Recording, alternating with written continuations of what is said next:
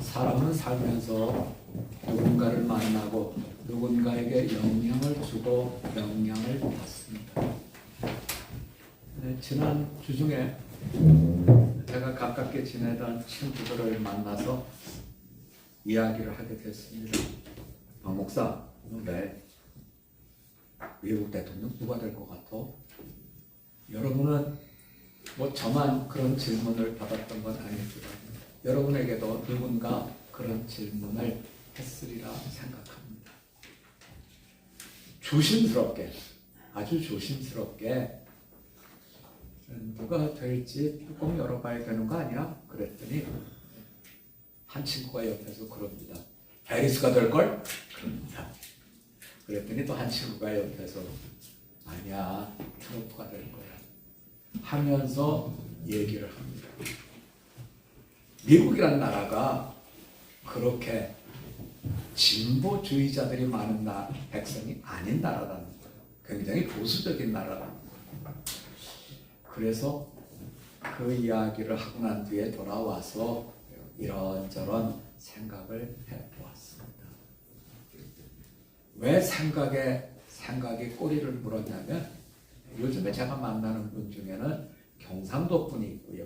또 제가 만나는 분 중에는 전라도 분이 있어요. 그런데 두 분 다 서울에서 이제 오래 살아서 본인들은 사투리를 안 쓴다고 생각합니다.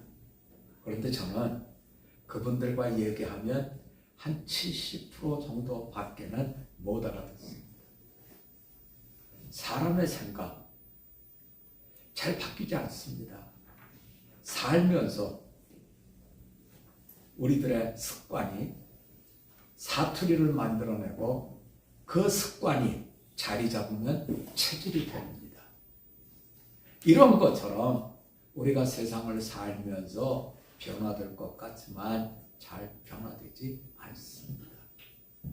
우리가 보면 교회의 쭉 흐름을 봅니다.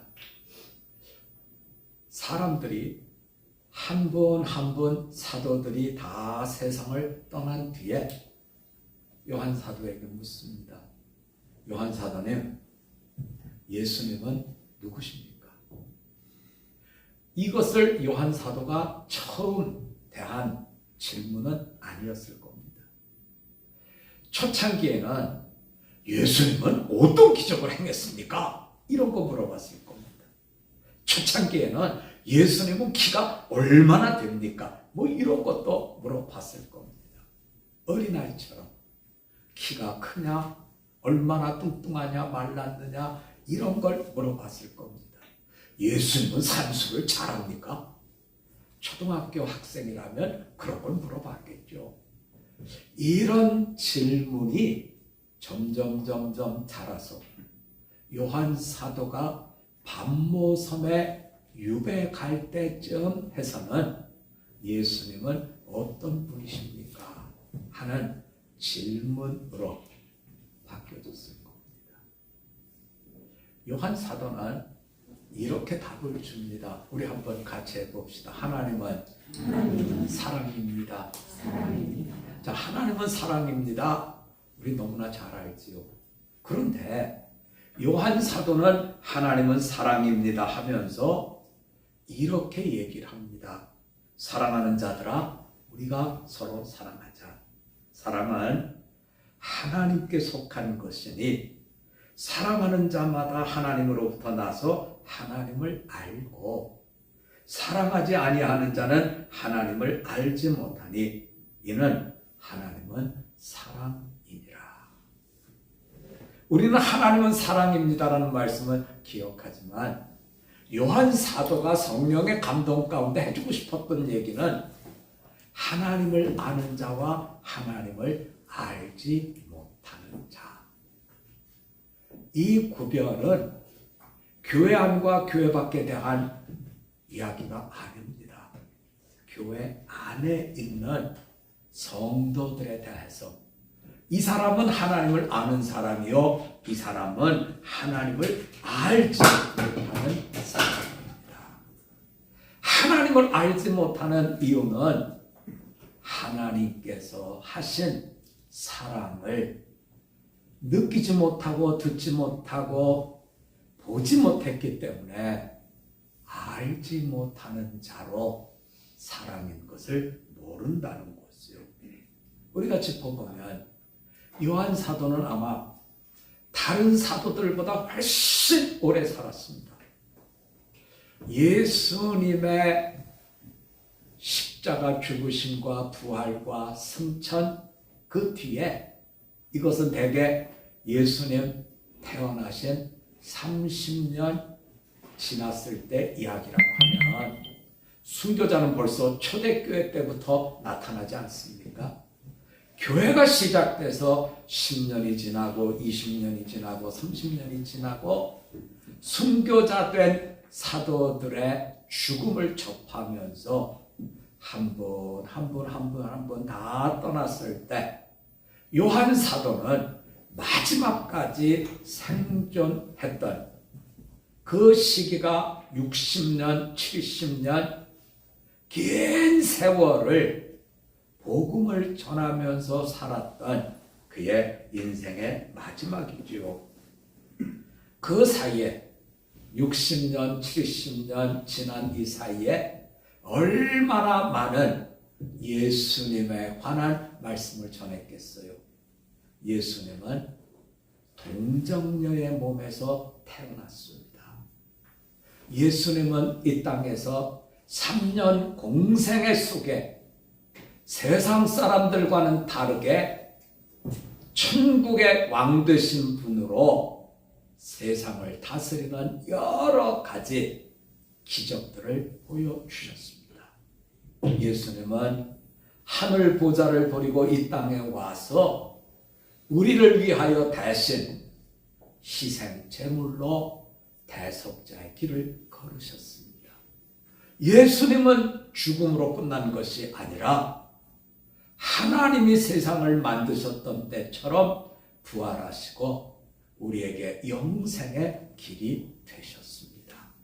뿐만 아니라 승천하시면서 내가 다시 오리라 말씀하시고 그날을 준비하라 말씀을 주셨습니다. 이 말씀을 얼마나 많이 전했겠습니까? 60년, 70년 이 긴 세월 동안 요한 사도는 이 말씀을 또 증거하고 또 증거하고 또 증거했었을 테니까요. 이런 오랜 세월 동안 복음을 전하는 중에 사람들에게 분명히 사도들은 특별히 요한 사도는 선한 능력으로 영향을 주었을 겁니다.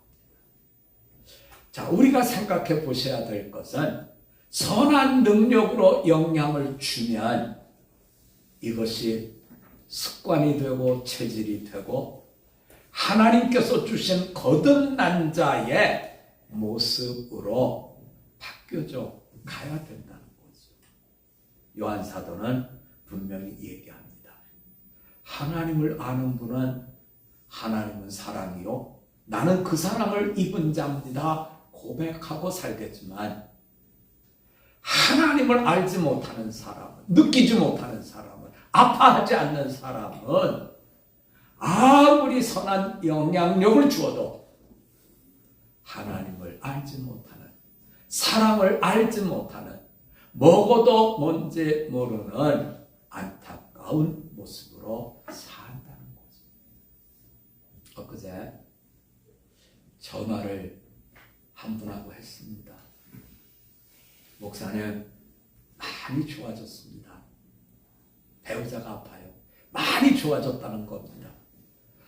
그 얼마 전에는 전화했을 때 목사님, 이러다가 끝나는 거 아닐까 두렵습니다. 그랬어요. 끝나는 건 아닐까 그랬는데 얼마 지나고 다시 전화드렸더니 많이 좋아졌습니다. 그런데요. 여전히 듣지를 못합니다. 말은 합니다. 근데 자기가 하고 싶은 얘기 막 합니다. 여러분, 엄청나게 좋아진 거죠. 죽을지 살지 모르는 데서 말할 수 있는 이런 변화가 엄청난 변화죠. 그렇지만 원래 한쪽 귀는 못 들었고 다른 쪽 귀도 지금은 회복이 안 돼서 듣지를 못합니다. 그래서 저하고 전화하신 분은 하나님이 이만큼 살려주셨으니까 정말 고맙습니다. 고맙습니다. 그런데 배우자 되신 분은 너무 답답하다는 거예요. 너무 낙심한다는 거예요. 너무 왜 나는 듣지 못하느냐 그러고 절망한다는 거예요. 여러분, 이 차이는 어디서 오는 걸까요? 요한 사도는 우리에게 그럽니다. 하나님을 사랑하면 하나님을 알아야 됩니다. 하나님의 사랑 속에 산다면 하나님을 알아야 됩니다. 하나님을 안다는 것은 하나님과 내가 동행하는 겁니다.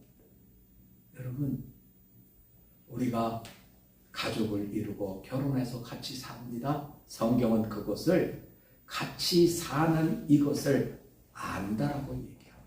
아는 겁니다.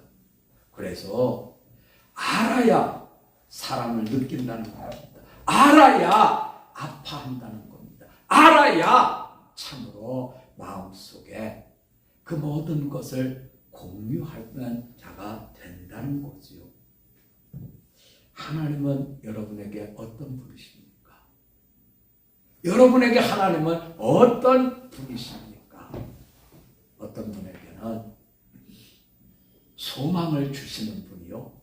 어떤 분에게는 사랑을 주시는 분이요. 어떤 분에게는 참으로 미래를 주시는 인도자이신 분이요. 이런 고백을 할 수 있겠지요. 오늘 선지자 예레미야는 우리들에게 들려줍니다. 하나님은 어떤 분이십니까? 저하고 다시 예레미야에 가서 1장 18절을 가봅니다. 여호와는 의로우시도다. 그러나 내가 그의 명령을 거역하였도다. 너희 모든 백성들아 내 말을 듣고 내 고통을 물지어다. 나의 처녀들과 나의 청년들이 사로잡혀 갔도다. 예레미야 선지자 하나님의 말씀을 증거하느라고 하나님께서 보여주셨던 환상, 살구나무 환상, 그리고 쏟아지는 가마솥 환상, 이것을 보고 부름받은 뒤에 하나님께서 들려주신 수많은 비유를 가지고 이스라엘 백성들에게 돌아오라 했습니다. 하지만 그들은 돌아오지 않았습니다. 그리고 결국 그들은 선지자 예레미야가 얘기한 것처럼 패망하고 그리고 그들은 포로로 잡혀갔습니다.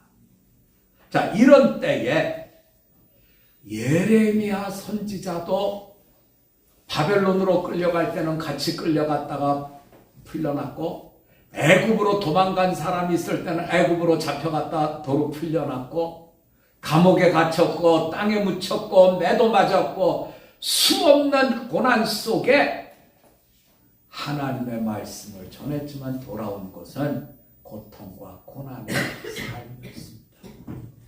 그럼에도 불구하고 예레미야 선지자는 여호와는 의로우시도다 이렇게 하나님을 고백하고 있습니다.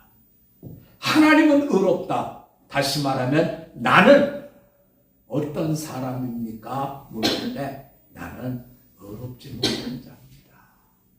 죄인입니다. 그 말씀이죠. 그래서 내가 그의 명령, 하나님의 명령을 거역한 죄인입니다 하면서 모든 백성들아 내 말을 듣고 내 아픔을 여러분 봐주십시오.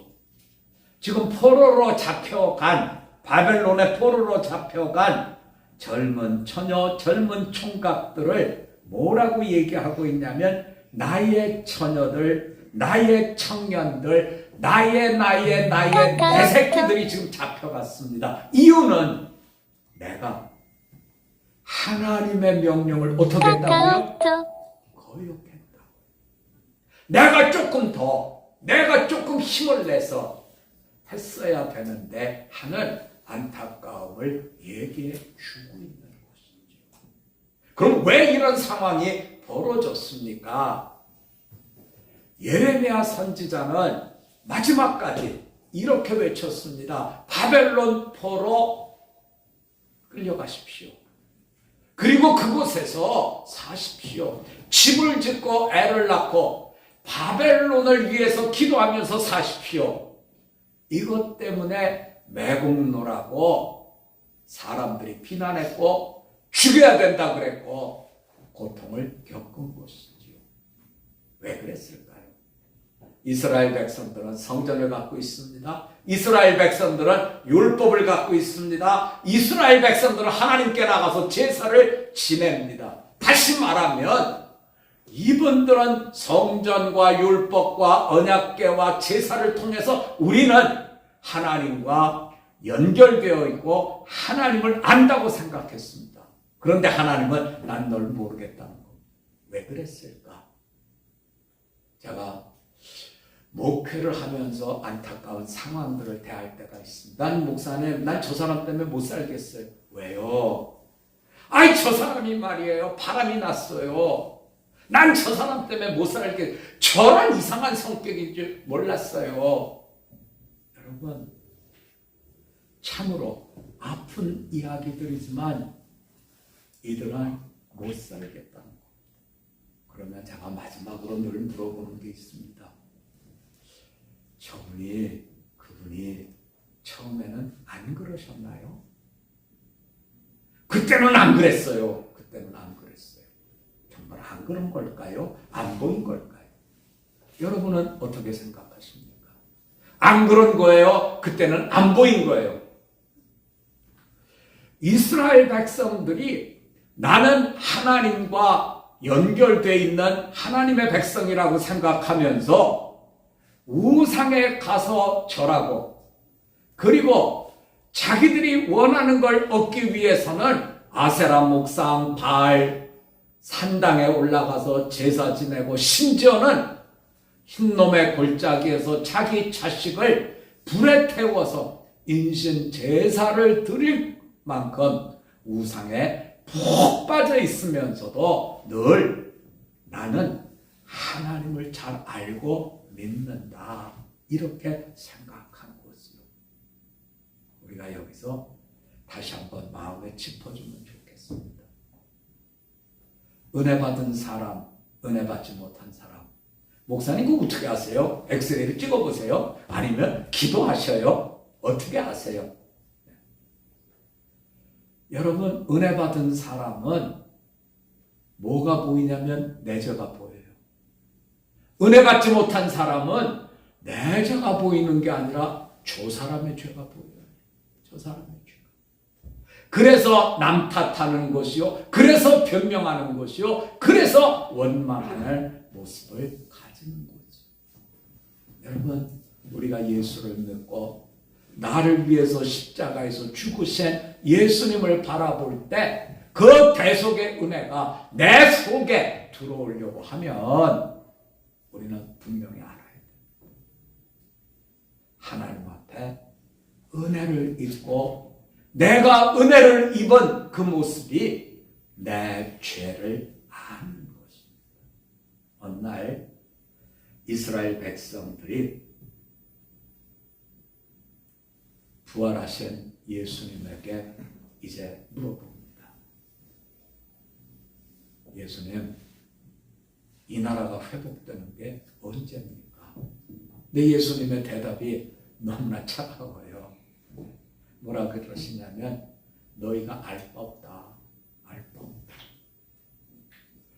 너희가 여기를 떠나지 말고 성령을 받고 그리고 내가 너희를 찾아온 구원의 복음의 이야기를 예루살렘, 유다, 그리고 사마리아 땅끝까지 너희는 성령이 주시는 권능, 다시 말하면 불타는 심령으로 복음을 전해야 되겠다고 하는 은혜 입은 자.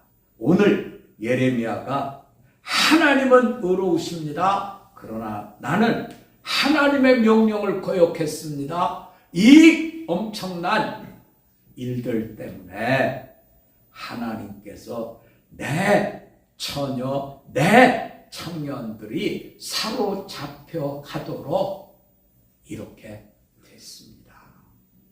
이렇게 됐습니다.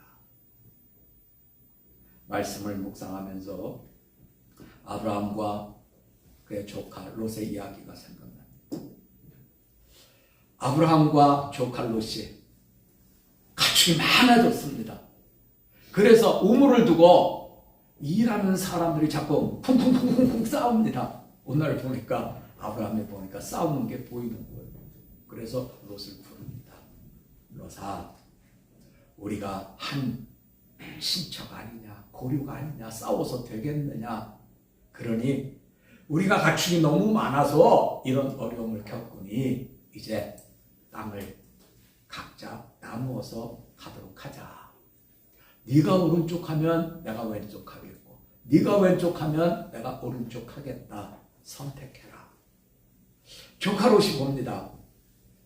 참으로 하나님이 주신 에덴 동산, 물된 동산처럼 좋은 땅이 보입니다.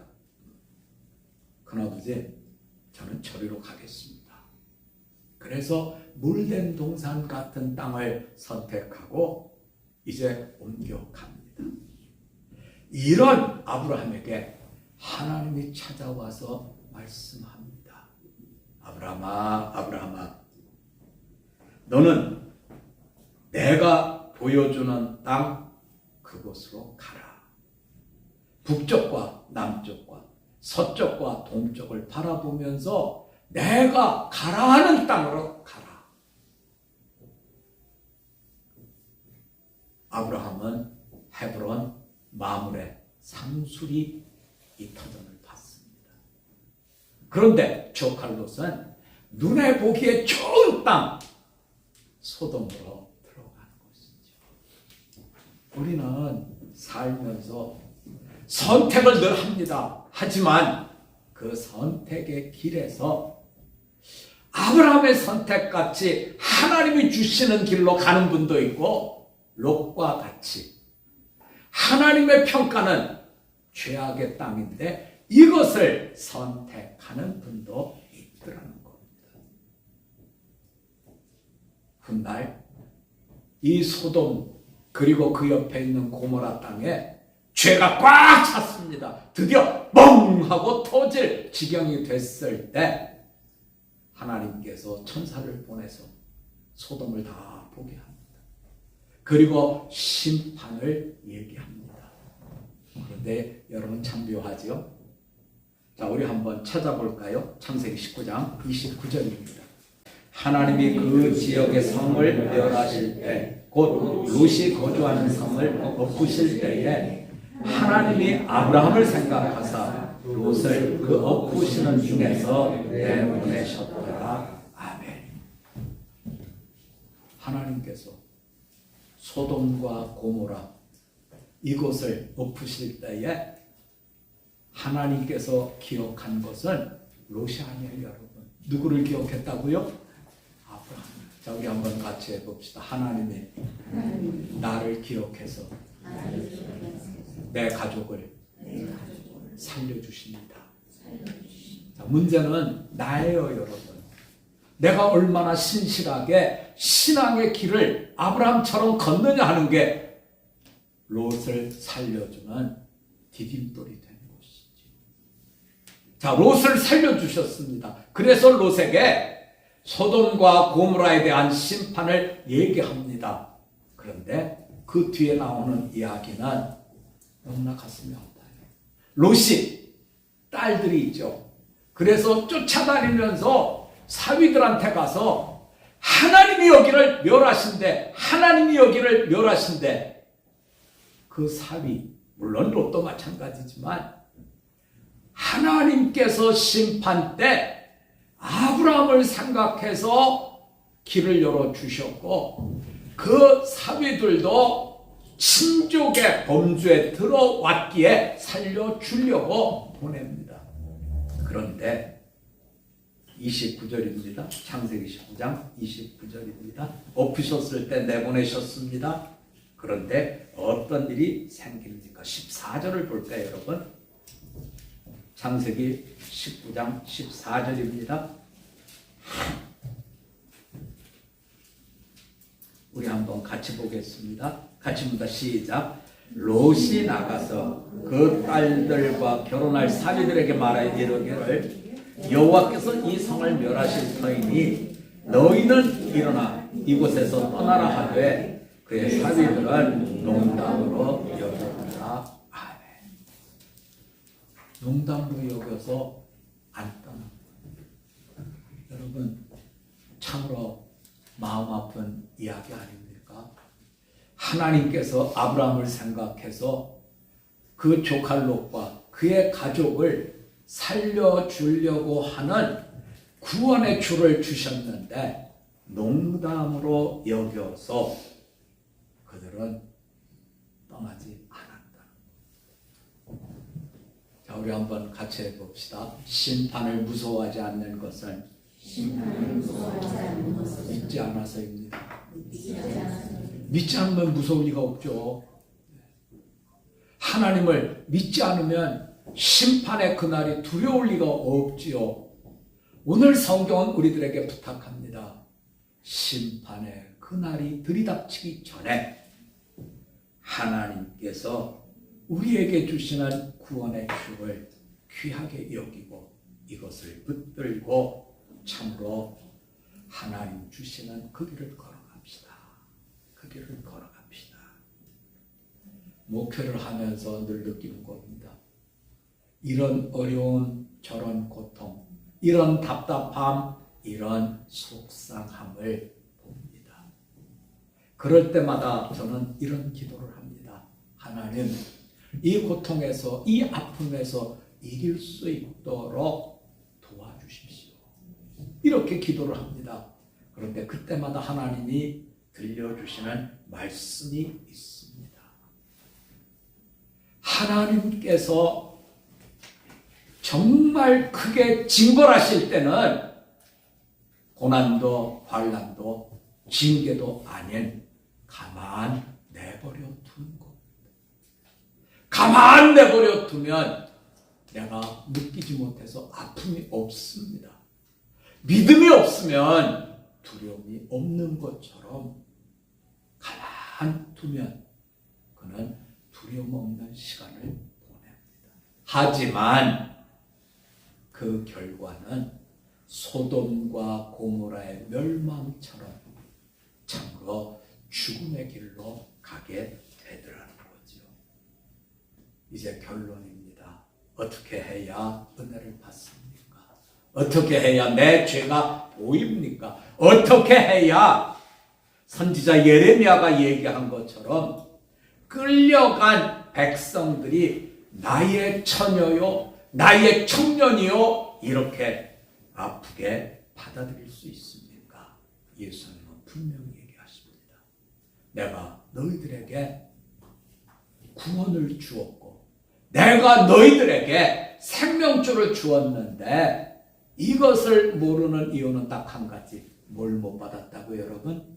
우리 한번 같이 해봅시다. 성령을 받읍시다. 성령을 받아야 우리가 스위치를 켜면 전기가 들어오듯이 우리에게 구원의 역사가 이루어진다는 것을 말씀을 주시고 있습니다. 오늘 예레미야 선지는 하나님은 의롭습니다. 그러나 나는 하나님의 명령을 거역한 자입니다. 이렇게 죄인임을 고백합니다. 살아있다는 뜻입니다. 여러분, 예레미야 선지자의 복음 증거에 대한 받아들인 그 슬픈 일들은 참으로 마지막 예레미야서의 뒷부분에 가면 너무너무 우리의 마음을 아프게 하지요. 매맞습니다. 갇힙니다. 두드려 맞습니다. 끌려갑니다. 수도 없는 어려움을 겪지만 오늘 선지자 예레미야는 참으로 이 모든 것이 내가 더 열심을 다하지 못한 내 탓입니다. 고백하십니다. 아파하고 있습니다. 예수님께서 십자가에서 말씀하시지요. 하나님, 저들을 용서해 주십시오. 저들이 어떻다고요? 몰라서 그렇다고요. 몰라서 그렇다고. 왜 몰라요? 이유는 분명합니다. 교회도 갔습니다. 제사도 드렸습니다. 말씀도 배웠습니다. 근데 왜 안 됩니까? 이유는 딱 한 가지. 성령이 그의 심령에 오지 못했기 때문입니다. 그래서 떠나지 말고 성령이 오시기까지 여기서 기도하라 부탁합니다. 참으로 은혜는 성령 받음으로 이루어진 역사임을 이렇게 들려주고 있습니다. 오늘 주신 말씀처럼 하나님은 의로우신 분이요 하나님은 사랑의 하나님이십니다. 고백하는 성령의 사람, 성령 충만한 복된 날을 누려가실 수 있기를 주님의 이름으로 부탁드립니다. 우리 한번 같이 기도드리겠습니다. 하나님 아버지, 롯의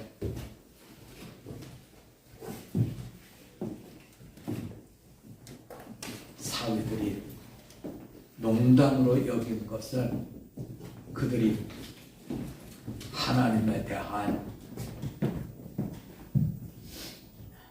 알지 못함 때문인 것을 저희가 깨닫습니다.